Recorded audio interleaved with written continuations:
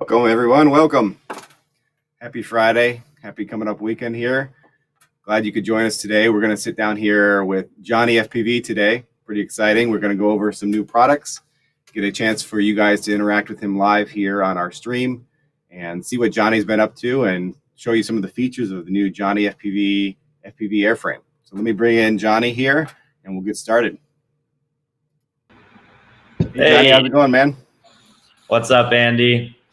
Hello, all the people watching. What's going on? Happy Friday. We got people joining us here already. Awesome. Thanks for joining us, Johnny. Really appreciate the time. I know you're out there busy, always out there on some kind of shoot. When I try to get a hold of you, it's like, where in the world is Johnny? He's almost like Carmen Sandiego because you're always somewhere new, it seems like, on some exotic adventure. I don't know who Carmen Sandiego is, but hopefully it's before my time. It makes me feel old now, but yes, it was probably before your time. Okay. But yeah, you're a man always traveling, it feels like, and I appreciate the time taking a chance to talk to us here on the GetFPV live stream and getting to show some of your fans and the audience here what we've been working on behind the scenes and what we launched this week together, which I think is pretty exciting, and we're excited to be able to show it to everybody finally. We've been working on it a long time together with our design team and with you. And I wanted to bring in some of our designers too that can help better explain some of the features of this frame. So we have Ryan here and Santiago, who work here with GetFPV and Lumineer, and we're part of this project. So bringing them on this live stream to chat with everybody as we go through this product. So before we get started with the product, Johnny, maybe you can give us just a quick overview of kind of what you've been up to in 2020 and now coming up 2021, and give people a little idea what's been going on with you. Yeah, well, my whole thing in the last, I guess, 2 years has been trying to use FPV drones to film like commercials and other professional productions to, try and make a living or whatever.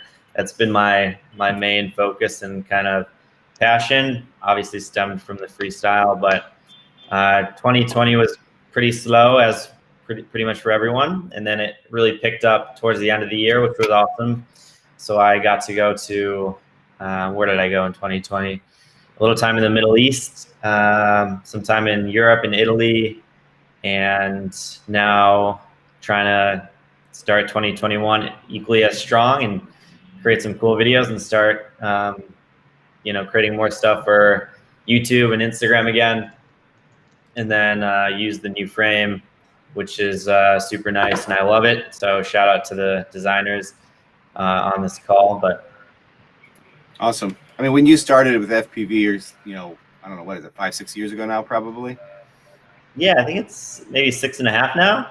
Oh, okay. I lost track. when did you feel like it could be something that you could do as a job? I'm imagining it started out as you thought it was something cool and fun. When did it kind of transition to you as, I can do this as more than a hobby? I guess it would have been like 2.5 years ago, maybe, and it wasn't ever a goal, I guess. It kind of just happened because it caught the interest of a lot of people who, I guess in the film industry, and then especially with like the whole GoPro action sport kind of category. And I think one of the first shoots I ever did was like a big time Formula Drift shoot, which was super lucky, because those cars are obviously the top of the top in the crazy car drifting world. And yeah, so that became a thing. Obviously, a lot of people do FPV and drifting. That was the first one that was kind of a breakthrough. Cool. Yeah, I mean, I think you were one of the first ones to really show what is possible with an FPV drone related to chasing drift cars, and how that's such a nice match, for FPV drone video, chasing a car like that. It makes a lot of sense, just getting that incredible third person kind of view, locked right onto the bumper almost sometimes it feels like, and then flipping over the top. I know I was blown away when I saw those and just seeing what you could do with it. And then I think, special little, what do we call it, special juice or something like that you just had the Johnny feel to it. And it just feels a little different, I think, than most people, what they can do with how they track a car and do all that. So that's really cool, and seeing how that's kind of progressed for you over the years. And I think it's how it works for a lot of people. You start doing it because that's what you love, and it's not that you plan to make that into, business, but it's because you're following your passion, and then that turns into something else because you're putting all your time and effort into it, and then that shows through with your work. So I'm real happy for you that's been able to be possible with you. And I know we've got to work with you for a long time here at Lumineer, and it's been awesome to see what you've kind of been able to grow into within the industry and within FPV. Thanks. Yeah, it's hopefully it keeps on going strong, and there's a lot of other pilots out there doing amazing things as well, and it just a bit of a snowball effect. So it keeps on getting bigger and bigger. Hopefully it never plateaus, and people keep innovating with bigger, smaller drones, like DCAS cameras, all the stuff people have been doing, and just using it in any way to give a new feel or a new kind of look to whatever, whether it's like, I know people are doing some crazy stuff with the mini stuff now, and now there's some of the big drones, and then of course the 5-inch is just the traditional FPV for most use cases. But yeah, no, I mean the new frame is great, designed awesome by these two guys. I think Ryan was the main designer. It's awesome. Yeah, I mean, why don't we talk a little bit about the frame now and what's available? It is on GetFPV right now. We launched that earlier this week, along with a few variations of it. So we have the frame itself, which is, like Johnny said, a really cool and unique design, and we'll go over some of these features with you guys that haven't seen it in person yet. I'll give Ryan and Santiago a chance to talk about some of those since they were key in the development of that, and also talk about the RTF, which is using the frame as a base, and then built with the Johnny motors, the DJI system for the full HD effect. And these are fully built in-house here, really awesome flying rigs. And I think it came out really well. This is one of the frames that was designed specifically around the DJI system, which has become so paramount and needed, especially within the commercial industry. I think, when they want that live HD footage, especially the directors and people that are working on a set, that's important for them versus an analog feed that we're so used to within FPV for the last few years. But why don't we go through some of these features real quick about what makes this frame special and some of the design process, what went behind it and why we chose what we did, and why that works so well for you, Johnny. So Ryan, why don't you give us maybe a little overview of some of those features of the frame, and maybe we can have the audience ask some questions along the way here that I'll try to get to. So if you guys have a question, leave it in the comments here, and I'll review these as we talk. Sure. So Johnny came to us with some pretty clear-cut ideas, which always makes designing a lot easier. I really appreciate that he had a clear vision for what he wanted out of the frame and how he kind of wanted it put together. This is one of the earlier prototypes that I've been flying for a while, testing out design content. But basically, one of the key principles that Johnny came to us asking for was that the flight control stack be fully decoupled from the arms, and that is kind of one of the key features of the frame here, even though it's one of the least obvious ones. Looking here, let's see if we can show this.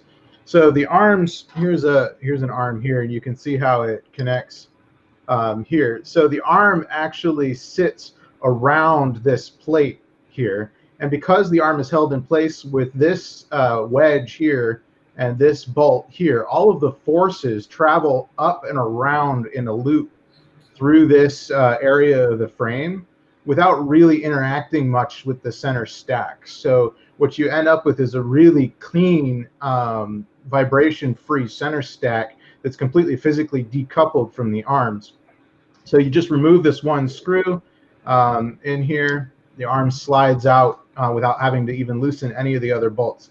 Just knock this one out and it slides out. But at the same time, when the arms are together here, you really can't move them at all. I mean, once that wedge is in place and everything is locked in, it just doesn't move. And all of, like I said, all of those vibrations end up transferring through this outer edge without really interacting with this center plate very much at all. So you take a look at the black box logs on these things, and just detuning in general is super easy. A couple other things we can call out while you're seeing the bottom of the frame here. There is a dedicated spot for capacitor with zip tie slots, and this should fit up to the largest capacitors with plenty of room in there. You can see how I built this here. the ESC actually inverted, so the capacitor mount points are right there where they need to be, shortest possible line there. Now you could, obviously, if you didn't want to build it that way, you have the option of installing the ESC standard and just running some small wires up. There is a gap actually here in the bottom between the plates. So you can actually run the wires through that gap and then up through the center hole and back up underneath the ESC to the backside. So you can still get pretty short wires even with that inverted, with still using this dedicated spot for the capacitor. We also have in the rear here, there's a dedicated spot for the receiver. I didn't actually zip tie this down, but it's got zip tie slots, so you can do that. And if you're careful with how you install it, you should be able to get to the bind button on the bottom side for those receivers that need to be bound with a bind button. So that gives you a gap in there to get to that without having the receiver, to be pulled out in order to bind it. One of the other things that's been fantastic about working with this frame is we had the opportunity to design this for the DJI system from the ground up, which is really fantastic. And there's not too many other frames on the market that have taken that to this extent. A lot of them, they just kind of took an existing design and slapped the air unit in there. I'm trying to see if I can get this visible on the feed. It's a little challenging with everything here. But you can see that we've nestled the air unit in here between a rubber antenna mount here on the end, which gives flexibility, which also helps keep those antennas from breaking. Basically, the broken MMCX connectors and the knocked loose connectors are never going to be an issue on this frame. The way we've soft mounted this, it's still very sturdy. You can't really move it around at all, but at the same point, it gives it enough flex in the antennas and in the mounting that you're never going to be putting stress on the connection points for the MMCX connectors. Also, the cables route underneath the air unit and are protected on the sides by these foam bits here. Keeps them well protected and in line. Any excess coax from the cables can tuck underneath the air unit here. And yes, to answer the question in the chat there, this still has full 20x20 and 30x30 mounts in the rear, so you can use whatever analog gear you want. You could even split your stack, put your ESC in the back and flight controller in the front, however you want to do that. There's plenty of room if you're using analog to do that any way you like. And the other couple features that we've got here are the machined aluminum front end camera protection. So this provides some really, really excellent camera protection in the front here. Camera is nicely nestled in there without having anything visible in the camera. Very, very sturdy while still being pretty lightweight. The final production version, which I don't have here, this is still an earlier prototype, has the plate up here to do some of the damping so that the GoPro doesn't have those high frequency vibrations. You can see it there on Andy's model. So I share it. Hang on. And this is interesting because guys like Johnny and I have been around for 6 years in this hobby, so we remember back in the day when the early frames had this, just because the vibrations were so bad that you didn't have any other choice if you wanted to get rid of jello. But fortunately, this frame, the only reason we need these are because we've got now real steady go, which on certain cameras can be super sensitive to vibration noise. So particularly on the Session 5 and the Hero 7, the gyros that are in there are somewhat sensitive. So this damping system, number one, makes it possible to use real steady go on those cameras. But number two, it means that when you're using real steady go, even on a camera with a gyro that's not ultra sensitive, that's still less noise making it into the gyro on the camera, and that means that the real steady go results are actually going to be better over a hard mounted result, even if it's not strictly necessary. So I've been flying this with no stabilization and hard mounted, and the flight controller isolation is good enough that I don't need stabilization for anything that I'm doing. Obviously, I'm not doing commercial work, just normal freestyle videos.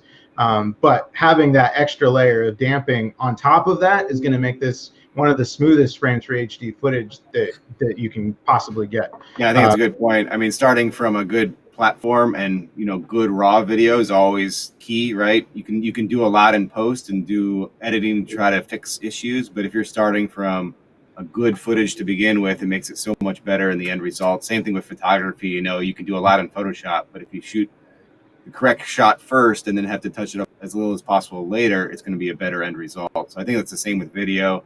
And one of the points that Johnny brought up to us that was such a key feature of this frame that he wanted to make sure it had, because of, you know, your style, Johnny, and the footage that you capture is so special that, you know, that next level of smooth footage is really an important feature for that.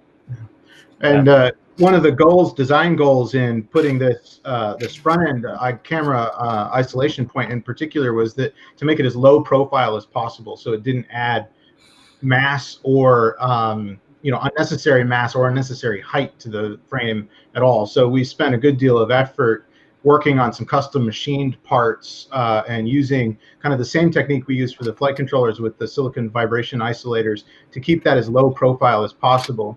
So something really important to point out with this is that the way the T-spacers sit inside the grommet means that you can tighten that screw down as hard as you want, and it's only tightening against the spacer. It's not tightening against the silicone at all. So that means you can really mount that plate on there really strongly, tighten everything down, get it really, really stiff without sacrificing the vibration dampening aspect of that plate. Yeah, that's a good call out, because visually it's not something that you see that's obvious, but it's on the inside. I've seen some people even ask about it in the last few days when we launched it, like, hey, if I just tighten on the screw, isn't it going to squish the gummy inside and then it's going to defeat the purpose? But yes, there's a aluminum spacer in there that actually, that's what takes the force when you tighten the screw and allows the vibration isolation to keep its shape and do its job without over compressing it. So I think that was a really cool design feature that you came up with to enable, like you said, a low profile plate that still was able to give some vibration isolation and vibration damping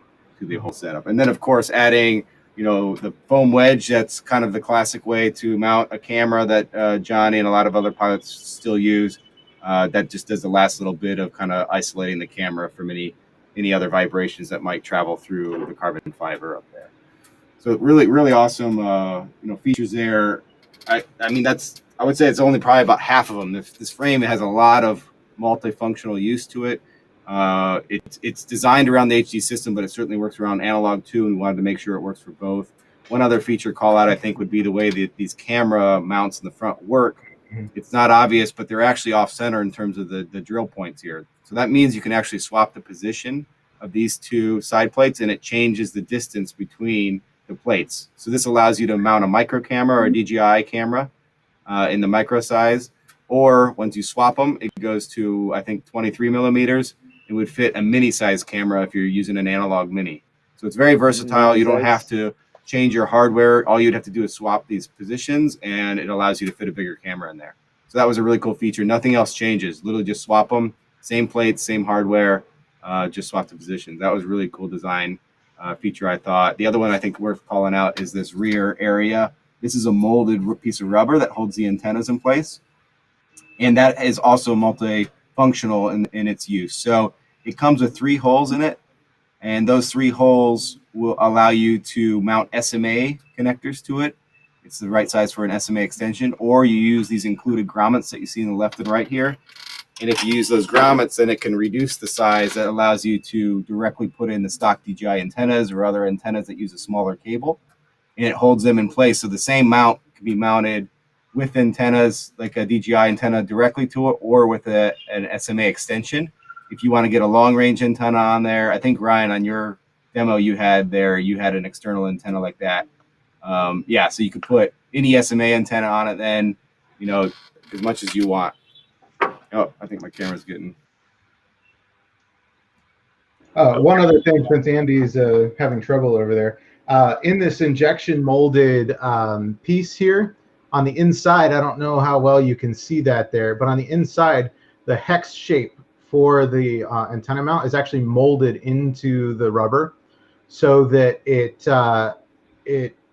will hold that in place as you're tightening it down, and keep that from spinning freely, even without it being like super tight.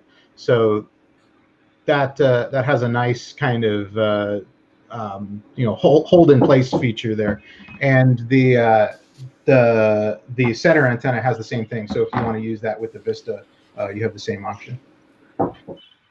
Exactly. Yeah, We why also don't we, included a couple. Go ahead. should we open it up to some questions? Do people have any questions about this frame or anything? Yeah, it looks like there are a lot of questions. Sorry, I dropped that off there for a second. This camera gets hot in this room and it shuts down eventually. Let's see. Ridefly FPV saying, what made you guys stay away from the original top plate design for the QVS? So on that design, what the QAVS, you'll notice, and by breaking up this top plate, it decreases the rigidity of the front section of the frame just a bit. So I mean, that's fine for lightweight frames, but when you're dealing with something with a heavy GoPro mounted on it, and with a lot more heavyweight gear on it, this is not going to be a lightweight build. I mean, it's not super heavy. It's within standard ranges, but it's definitely on the heavier end. So having that split top plate design does increase the flexibility of the front end of the frame. Having solid plates increases the rigidity of the whole setup, which is really important when you're dealing with smooth HD footage. So you always have to weigh convenience versus versus performance. So it's one of those things where we felt that the performance side on this frame was more important. Cool, thanks Definitely. for explaining. We also yeah, sure. We also tried to achieve lightweight on the QAVS. We tried to go with Vista or analog 20x20. So that's why I mean, that was like a lightweight option instead of the air unit. So I guess this frame that we have come up with, it's more towards the air unit. That's why Ryan is saying that is a little bit heavier. So yeah. Yeah, it's a little bit more versatile. It works with a few more setups, I think, and that was part of the design feature, where we didn't want to limit ourselves to just one type of setup as much. Right. So and one other piece that's worth pointing out is the bottom plate on the Johnny version is 3 millimeters thick. So again, it's more focused on that rigidity, performance, durability factor that's really critical for those smooth HD builds, as far as that goes. Yeah, very solid. David Andrews asked about the frame with the aluminum camera plates. Are those like a CNC part, or are they a cast part? David, those are CNC milled, so it's made out of a block of aluminum and then CNC cut out and then anodized black. So it makes for a very durable part, and strong part. Yeah, Guys, any questions for Johnny too? Write them in the comments here. We have him here for a few more minutes, and then I know he has to go. So I want to give you guys a chance to just say hey to him before he has to leave. Go ahead, Asante. Yeah, both camera plates, the aluminum ones are labeled. So there's a number 1 and number 2. And in the manual, you can easily check which side do you have to put where in order to feed the camera that you want to use. If you want to use DJI or if you want to use mini size, you need to use a specific order for the plates. Bobby Bags is asking the weight of the frame. The dry weight of the frame is roughly, I think, 130 grams, so right around there. There is something that needs to be pointed out when we're talking about the weight on this particular frame, though. Most freestyle frames on the market, when they give you the weight, they're giving you the weight without any 3D printed components. Right. So by the time you add on a camera mount and a tail mount and all of that additional stuff, it adds up. So when you're talking about the weight of this frame, you have to realize that this frame needs no 3D printed parts. It comes with everything you need to go, and none of it's 3D printed. It's all manufactured. Yeah, so that a lot of people's frames are like, hey, it's 100 grams, and then by the time they finish building, they forgot they added 40 grams of 3D printed parts. Right. That's right. Johnny Roger asked, you still have flying Falco X at all? I'm flying a little bit of everything these days. I have a Falco X build on this new frame. I have the standard beta flight. I even have a couple KISS drones that I occasionally pull out. So for me, it's not not a diehard on any single one, and they all, honestly, they all work great. They all kind of like feel maybe perhaps slightly differently, or slightly different, but not in really a positive or a negative way. It's just all, you know, I don't know, they all work great. I'm a fan of all flight controllers. Yeah, I think many of them have their own, you know, positives and negatives, and then it's really the way you fly it and control it. And I think you're a good example of that. You know, the one flight controller is not going to make you the best pilot in the world. It takes practice and just understanding how to tune one and how it's going to react, and getting used to it. Someone asked Johnny, when are you going to start uploading to YouTube again? Johnny, you have any idea of your next video when that's going to drop? Yeah, I guess it has been a little while, huh?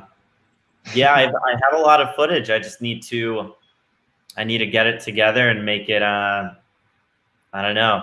I assume a lot of you guys out there are too, but I suffer from perfectionism. So I'm trying to make something really special for you guys, and hopefully this next one holds that level.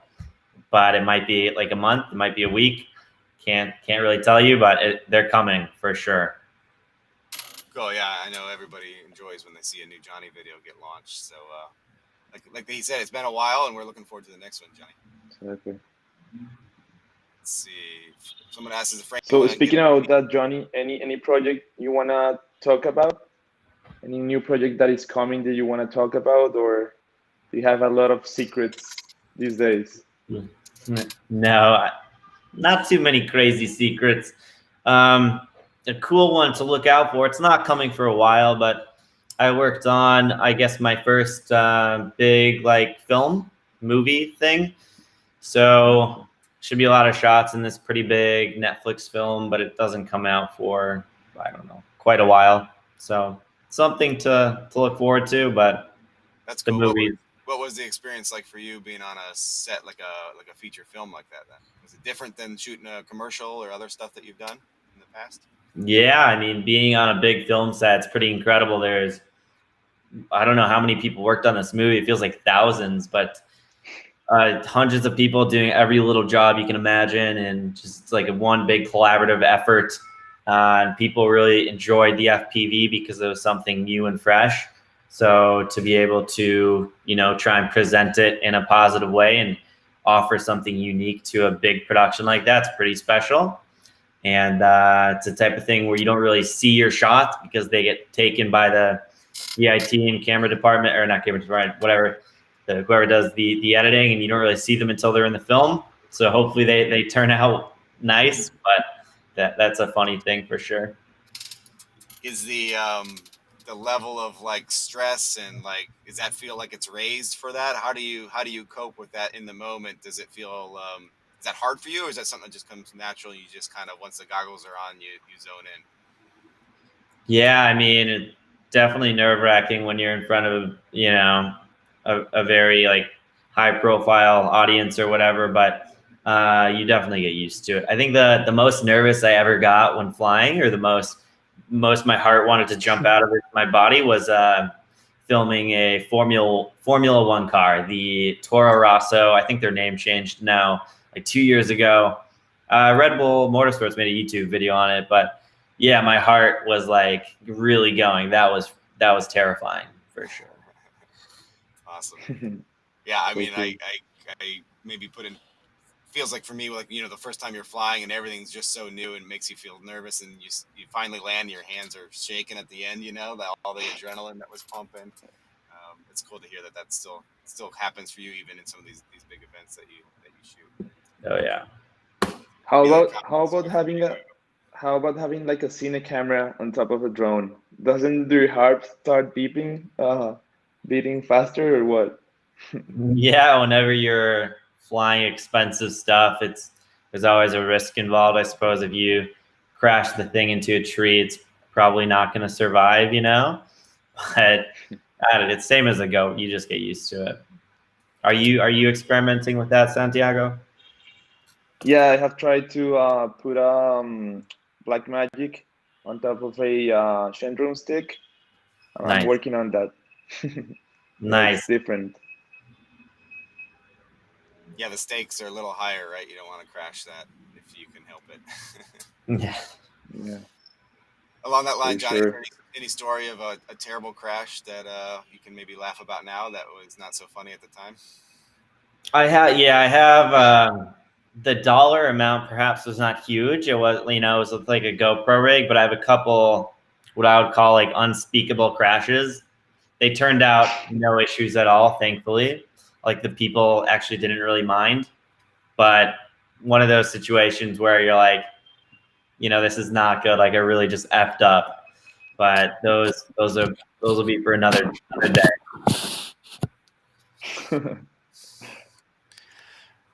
Gotcha. So you're flying a Komodo right now for your bigger drones? Yeah, the red Komodo is pretty good. It's great. 6K raw video is pretty awesome on FPV, but it's heavy for sure. I tried flying. There's these very old school. I guess you'd call them fancy now, but they're called Kawa anamorphic lenses. And I flew one of those on the red Komodo a few days ago. And the lens, it's quite heavy, so it was also very windy. And I had a few close calls with the ground. Almost destroyed one of these beautiful 80-year-old lenses that they can't really make anymore, which are all for like $30,000. Do it for the shot. Yeah, exactly. I guess lesson being there, you shouldn't fly when it's like 30-mile-per-hour winds, unless you're, I don't know, like super high or something. But was that due to, were you like coming out of a dive and you just couldn't quite recover, or was it just you're saying so windy that it was tough to keep on a straight line or something? Yeah, just trying to skim the ground a couple inches away without hitting it, and to try and get the foreground or the ground rushing past the camera, make it look all cool. And yeah, with the wind, that's the recipe for disaster. Yeah. Roger FPV was asking about the durability of the drone. It's just come out this week, so a lot of people haven't had a chance to fly it much. We've been testing it for quite some time, Ryan especially, and I think he could attest to the durability that he's seen in it so far. Some call-outs that we've made that are making it what it is and why it's durable. The arms are 5mm carbon fiber thick, which is pretty thick for an arm. Like he said, the bottom plate here is 3mm thick, and then you have 2mm on top. So you're talking a lot of carbon fiber here in this sandwich that makes up the core here for the strength. And then the aluminum plates in the front added durability to the front end during a crash or impact. Guards your camera, which is nice that it can save a camera in a crash in a lot of instances. And then the arms on the end, they extend past the motor, which helps in crashes too, to protect your motors, that it hits the arm guard like this before it would hit a motor. So that all those kind of features combined help with the durability. And guys, Johnny's got to go here soon in the next minute, so I want to give him a chance to say goodbye before we continue. We can continue with some questions about the frame and some features after he goes, but I wanted to give Johnny a chance to say bye, and thanks for everyone that get the chance to hang out here with Johnny while we're talking. Yeah. Johnny, anything else you want to mention before we let you go? No, just say thanks for joining the live stream to check out the frame. These guys put a lot of effort into it, and we, really happy with it. So definitely check it out on the website. Thanks for chatting with me, and take it easy, guys. I'm gonna head out. Thanks, John. I really appreciate it. We'll continue everyone else here on the chat with going over some questions on the frame. And thanks again, Johnny, for joining us. See you, man. Yeah, bye. So a few questions on the durability factor. Yeah. One thing you see in a ton of frames on the market, I'm not going to call it any specifics, but if you look around, you'll see it, is they often put a hole right in the middle of the arm, right where the arm joins the carbon fiber. Right. You see this on a ton of frames. I like to joke that they're perforating the arms for easy tear off, because that's basically what they're doing. So you can see what we've done here in actually pretty much all of the Lumineer line frames have this built in, is that the holes, any holes that are in the arm, are offset from the kind of the edges. They're closer to the edges of the frame, which leaves more solid carbon here at the joint where the arm joins the frame. That means that if it breaks, it's not going to break along this line here, and that's like the #1 spot a lot of frames on the market break, is right there at the joint where the arm joins the carbon. Right. And so by widening this and then tapering the arm and then extending it out through here, this is another break point. Basically, if you think in terms of physics, torque is force times distance. So the lever arm has a huge impact on how much force is being applied.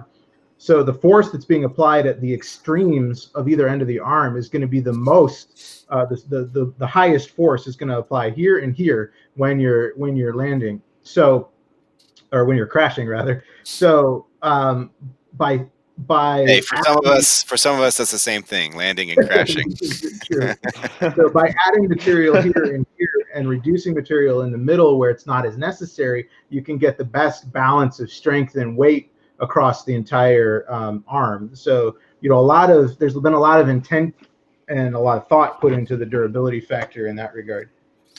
One thing to point out too, versus the prototype you had and a small change we made, this center hole that you see that kind of looks like a hexagon, the one that Ryan had was actually a square. We found that to be a weaker point in terms of durability during a crash. So we did change that. It added a little bit more carbon in that area, and that strengthened it up overall. So those are, we had a lot of tweaks along the way. The design was really solid to begin with, but we went through prototype iterations and real test flying to get you guys the best product we could come out with right out of the gate, you know, for you, so you don't have to wait on a V2 or 3 right because of an issue. So this is a very, very good frame in my opinion.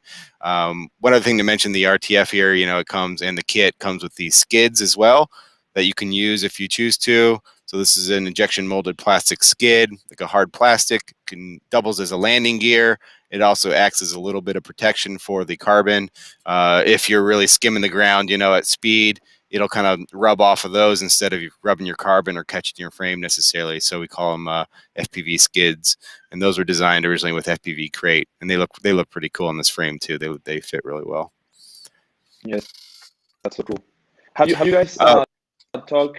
I was a little bit muted before. Have you guys talked about the arm swap system, the one screw arm swap? We did talk about the one screw. Yeah, Ryan called that out a little bit. I mean, it is worth mentioning again. I think it's one of the cooler features of the QVS line. I don't have a single arm here with me, but this, yeah, I mean, the arm comes out with one screw, which is pretty incredible considering how durable and rigid it is once it's together. So guys, all you have to do is take out that one screw, that one hole you see in the arm, and then you literally slide the arm out. It's like a slot, and it's as easy as that. So it's held in there by these side wedges here. That's kind of how it gets that lateral strength that you're missing because of that arm design the way it is. So that wedge locks it all in place, and then you get a really strong arm without the added like 2 or 3 more screws that you would usually need to hold an arm in place. So one wedge holds 2 arms instead of having 2 or 3 more screws. So it's a nice trade-off, in my opinion, of how that works. So, and you know, as you see on a lot of frames that use this sort of technique where they actually mount kind of this way, and then the arms butt up against each other in the middle, but they don't have any sort of reinforcement along this point here. Often they'll just put a bolt through it and try to hold it in place with the bolt. But if you don't have the tolerances exactly right on a frame that uses that design, you get play, and in some cases, it'll even slip out. And I mean, we've seen that on some of our earlier prototypes of the Xylo line frames. But you know, you just have to end up adding more material, and there's ways of solving it. But it ends up overall being a less rigid structure than using that diamond-shaped, triangle-shaped reinforcement piece in there. Once that's in there, this thing is as solid as if you bolted it in with like 5 bolts. Cool. Daniel was asking the rear holes, are they M2 or M3? Daniel, they're M3 holes. The reason being, I think it can work for both then M2 or M3. You know, if you're using an M2, you could probably use a washer to reduce it if you had to, or make sure that the head doesn't go through. But we made those M3 the same as the 30.5 by 30.5 holes, just so you could mount M3 stacks as well, because there are some 20 by 20 stacks that use M3s. But if you're mounting a Vista or something like that, yeah, you could just simply use a washer to make sure that the head of the screw wouldn't go through that hole, and that would be possible. One thing we didn't show yet in picture, it's the box. It is on the product page. Santi, good job, man. Santi helped design this box along with some of the incredible shots that Johnny has gotten throughout his FPV experience. So this is the box that comes with the frame kit. If you're getting just a frame kit, it has some of the shots from Johnny's famous videos. He gave us access to some of those video shots. That came out really cool. I thought this is a black box with Johnny's kind of artwork on it and some of the frame stuff. So reusable box is a two-piece, like a nice solid box, kind of like a phone box almost. So you could use that to store parts, or for me, I'm going to keep it. It's kind of like a collector's item for me. It looks cool. You put it on the shelf, you know. Yeah, it's not just a plastic bag or something. Yeah, that came out cool. I think it's worth calling out. We haven't talked. I would say it's worth calling out Santiago's excellent work putting the manual together too. It's not a printed manual. It's not in the box, but you can go download it from the website, and I think it's one of the best manuals I've seen for a drone frame out there. Good, excellent work from Santiago putting that together. Yeah, agree. The manual is very nice. We actually the goal was just to highlight everything we could, so people can actually have a great experience building the frame. Cool, awesome. Well, I'll give you guys one or two more minutes here. If there's any more questions you want to ask them here in the comments here before we go. We'll chat a little bit more and then try to answer as best we can any other comments that you guys have. Go ahead, Santiago. I want to I want to call out we did couple counters on screws to preserve the battery, like not damage the battery with any screw heads. We also did some statical chamfering on the plates. All the arms are chamfered. The top plate is chamfered as well. So it's pretty nice in terms of details. I guess this is one of my favorite frames to date. It has a lot of features that make the frame just Johnny style. You know, like we really took care of some details. We know he wanted to have like a curvy frame because he likes the shapes to be organic. So I really enjoyed being part of the process with Ryan and you, Andy. Yeah, so awesome. Amazing concept and frame. We went through several iterations of the kind of visual design for the plates on that. That was actually one of my favorite parts of the design process. I think is working on the artistry of it, getting the engraving right, so that his name stands out there. I don't know if you can see that very well on the thing there, but it's Johnny FPV engraved in there with the cutout of the battery pack to display that. So that all those little details come together to make it a nice frame. Andy, there's a question there about production. So cool, yes. Asking if this one's going to stay in production for a while, a limited time. Yeah, I mean, Rye, this is planned to be in production for some time. This is a big launch with Johnny, and we plan to support this frame for a long time.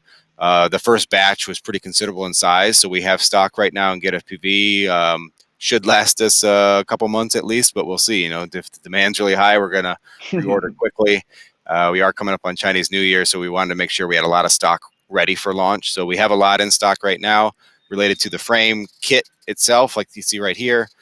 Dealers around the world have already placed orders, so those should start showing up. If you guys are outside the U.S., you'll probably have some options for some dealers outside the U.S. that will be carrying it too in Europe and Asia and other places. If you have a dealer local to you that you want to make sure they carry it, ask them to contact GetFPV, and we'll be happy to set them up with a wholesale account if they want to do that.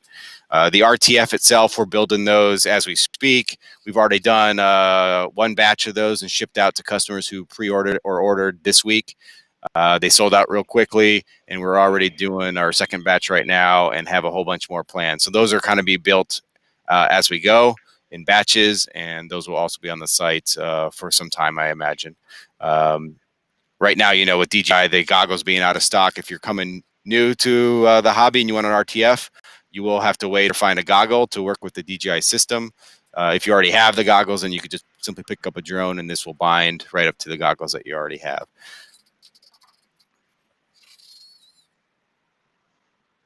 Let's see what else. Thanks everybody who's joining us. Thanks Alex, man. Alex Campbell, good to hear from you. Alex, another Lumineer pilot, kills it in the racing game. Let's see. The kit includes the HD camera plate and the foam. Yes, Roger. This is included, stock. So this is part of the kit, the foam and the plate. That all comes by default with the frame. We also sell it separate if you want just a foam. Also Yep. Yeah, there's also a strap, the high resistance strap. It comes with the frame as well. Yeah, the Kevlar, a single strap. Kevlar strap comes with it. And if you're wanting to mount, you know, your GoPro, whatever camera on the front there, then it's designed to, you can see a slot there in that camera plate. So you just slot a lipo strap through there, and then you strap down the camera in whatever angle you want, you know. So it makes it very versatile. You could do it flat, you could do 30 degree, you could do 50 degree, and just kind of cinch it down. Alternatively, if you have a session or a different style camera, you can do a lipo strap horizontally underneath the plate as well. So you can pretty much tie down just about any camera with some straps and wrapping it around that plate. It's a very secure way to do it. Roger, yes, I think one of the French dealers did make an order. I believe FPV Racer, if I remember correctly. I did see some orders going for a few French dealers, so you should see it there in France soon. Well, I think that goes over most of this frame. For those who joining us late, this is the Johnny FPV frame, the QVS Johnny FPV Special Edition. This is in the store right now at GetFPV. Brand new frame that was released this week from Lumineer in partnership with Johnny FPV and designed specifically for him and Johnny's needs. We made that now public for all of you to be able to purchase. We have it in the kit form, which is just the carbon fiber and the hardware that you can build your own if you want to do a DIY kit. We have it in the RTF form as well. And then in the future, I think there may be what we call an ARF, where it's kind of the RTF parts, just not assembled. If you guys are looking for a whole product like that, that'll be available later. But for right now, it's the full RTF, fully built. That's in GetFPV right now. And the kit is in stock as well for the carbon fiber. So you can pick those up. You'll be flying next week and see what all the fuss is about. This is a really, really cool frame, in my opinion, my favorite one that we've released to date. I think it came out really well. Proud of the design team here and Johnny and the whole process there. We're excited to be able to finally share it with everybody. Something we've been working on for a long time in the back end, so it's always exciting once those finally come public and we can share everybody what we've been working on, and you guys get a chance to fly it too, which is really cool. That's what it's all about: getting out, flying, having fun, capturing some awesome footage. That's why we love doing what we do too. So thanks, Ryan. Thank you, Santiago, for joining me. And thank you to Johnny, who joined us earlier, who had to leave a little bit early. But we appreciate you guys coming on.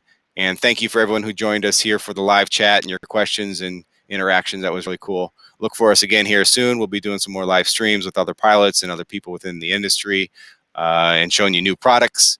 So awesome, guys. Have a happy Friday. Wish everybody a good weekend. We'll see you next week.